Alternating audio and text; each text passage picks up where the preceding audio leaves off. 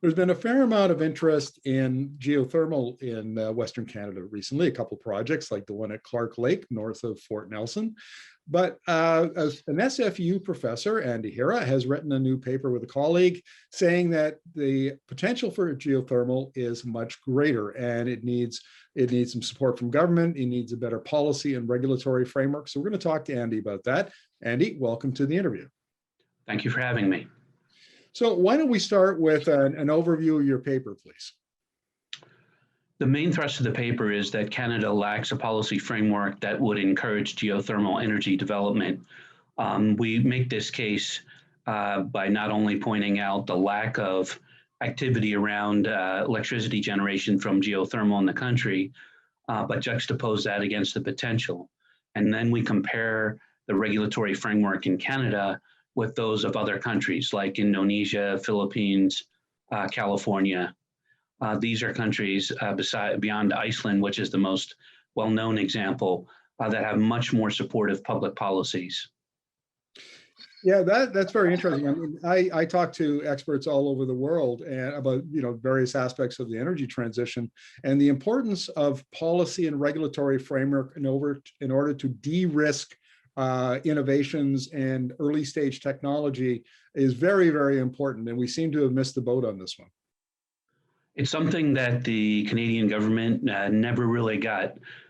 Even though the US pretends to be a free market, we know that there is tons of support for companies via defense contracts, via the National Science Foundation, via any number of large grant possibilities for university researchers.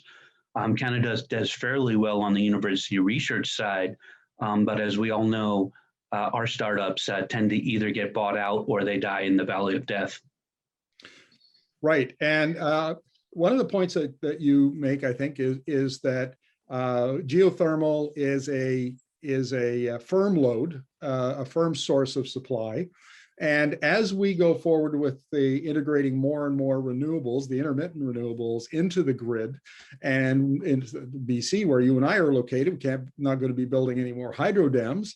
It seems that geothermal would be just a terrific source of baseload power. It is a terrific source. It has so many advantages. It has the advantage that it doesn't take up land area like solar and wind do. It doesn't have an unsightly or large footprint above ground. It doesn't create emissions.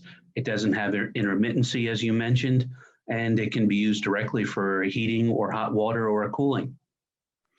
So in British Columbia, do we know just how much geothermal potential is? And I guess we could apply that to other provinces, or do we really need to get to that basic level of research to understand the resource?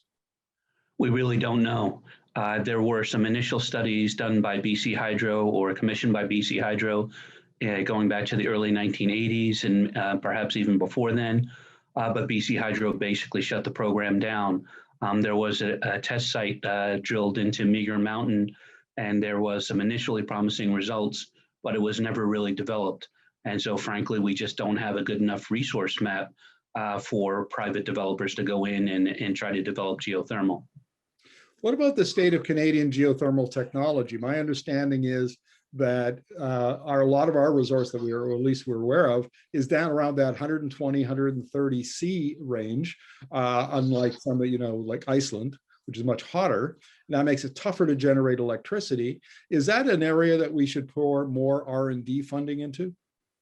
There's no question that R&D has to be at the forefront of any attempt to develop the resource. Now, since, as we just discussed, we don't have a good resource map, it's really hard to generalize.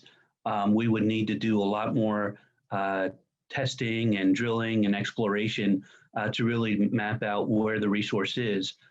One advantage that we do have is that we have lots of oil and gas wells and also mining sites.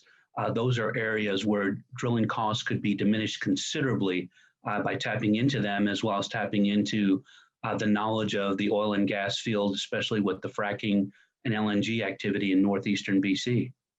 Last question, Andy. Are you noticing any interest at the federal and provincial level? And I say provincial, I mean any of the other provinces, at really seriously developing geothermal? Yeah, there are several big projects in regard to shallow geothermal reserves in terms of developing heating systems.